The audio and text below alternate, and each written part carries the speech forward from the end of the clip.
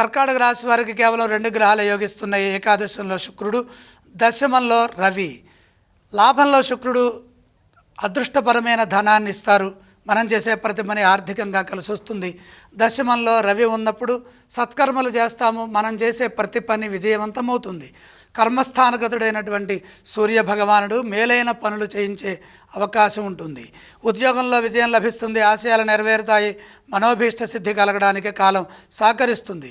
ముఖ్య కార్యక్రమాల్లో తెలివిగా వ్యవహరించి సరైన ప్రణాళికలను నిర్మించి దానికి అనుగుణంగా పనిచేస్తే శుభం జరుగుతుంది. ఆర్థిక అంశాలు బాగున్నాయి. ఆదాయం బాగుంటుంది. బుద్ధిబలంతో పనిచేయడం ద్వారా వ్యాపారంలో ఎదురయ్యే సమస్యలను ముందుగానే గుర్తించవచ్చు. దానికి అనుగుణంగా పనిచేస్తే మంచి జరుగుతుంది. ప్రధాన కార్యక్రమాల్లో సమయస్ఫూర్తితో వ్యవహరించాలి. సహనంతో పనులు పూర్తి చేయాలి. ఎందుకంటే వివాదాలకు అవకాశం ఉంది.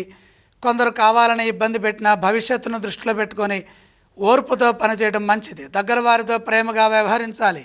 ఎంత శాంతంగా వ్యవహరిస్తే అంత ఉత్తమ ఫలితాలు ఉంటాయని గమనించండి.